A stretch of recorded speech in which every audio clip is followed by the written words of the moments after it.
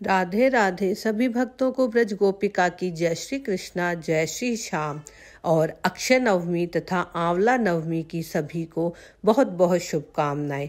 आज हम जानेंगे कि आंवला नवमी पर पूजा करने का क्या महत्व तथा क्या विधि विधान होता है, जिसको करने से विष्णु भगवान तथा लक्ष्मी माता की सहज कृपा भक्तों को प्राप्त हो जाती है। तो आइए शुरू करते हैं कि किस प्रकार पूजा करके हम भगवान को प्रसन्न कर सकते हैं। अक्षय नवमी की जय, आंवला नवमी की जय। आंवला नवमी पर हमें आंवले की पूजा करनी चाहिए। उसके लिए सबसे पहले एक रंगोली बनाए, एक साथिया बनाए और उसके ऊपर एक पाटा बिछाकर उस पे आंवले का वृक्ष रख दे।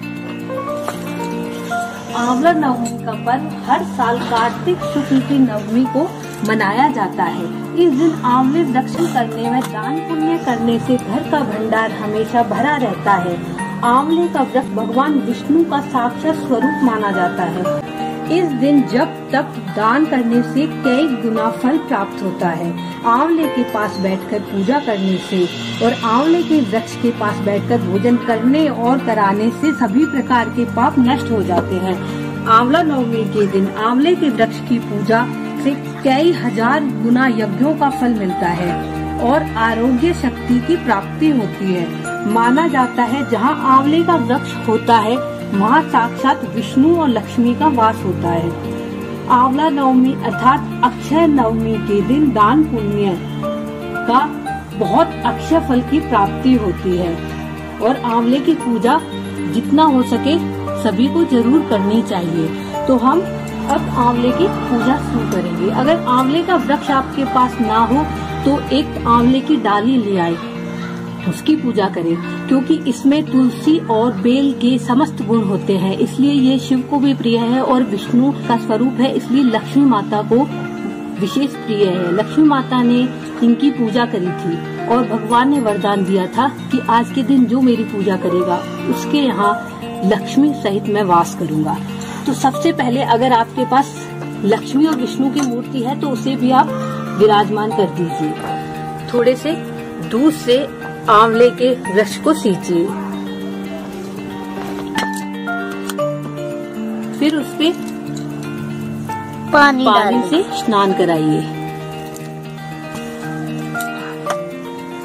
उसके बाद बहुत से लोग आज के दिन 108 परिक्रमा लगाते हैं आंवले की और 108 वस्तुएं लेकर परिक्रमा लगाते हैं। उसके बाद उन्हें किसी कन्या को या बच्चों में बांट देते हैं। उसके बाद लक्ष्मी विष्णु पे कलावा चढ़ाइए और आंवले के वृक्ष पे भी कलावा बांधिए, जो साक्षात विष्णु लक्ष्मी का स्वरूप है। इसपे बहुत से लोग सूत से भी बांधते हैं और आंवले चढ़ाइए। ये जो आंवले का प्रसाद है ये अपने घर के सभी लोगों को 7, 8 जितने भी आप आंवले चढ़ाएं उतने आप आंवले चढ़ाओ। उसके बाद माता लक्ष्मी और विष्णु भगवान का श्रृंगार कर दीजिए। उसके बाद हल्दी से तिलक करके आंवले का पूजन कीजिए और अक्षत चढ़ाइए।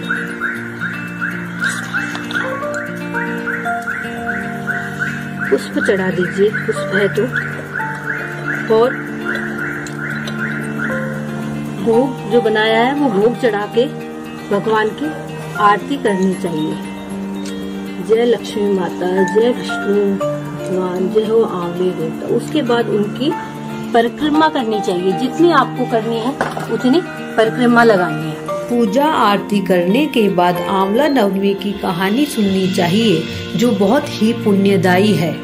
कथा सुनने के बाद ब्राह्मण ब्राह्मणी को वृक्ष के नीचे जमाया जाता है, लेकिन ब्राह्मण पुत्र और ब्राह्मण पुत्री को भी आप जमा सकते हैं। अगर आपके घर पे आंवला है तो उसके पास ही ब्राह्मण पुत्र और ब्राह्मण पुत्री को भोजन कराएं और बाद में स्वयं भी उसके नीचे भोजन करें। उससे सहस्त्र गुना फल मिलता है और समस्त पापों का नाश होता है। बोलो विष्णु भगवान की जय, लक्ष्मी माता की जय, आंवला नवमी की जय, अक्षय नवमी की जय। जैसे आप समस्त पापों को हरते हैं, ऐसे हमारी समस्त गलतियों को माफ करना।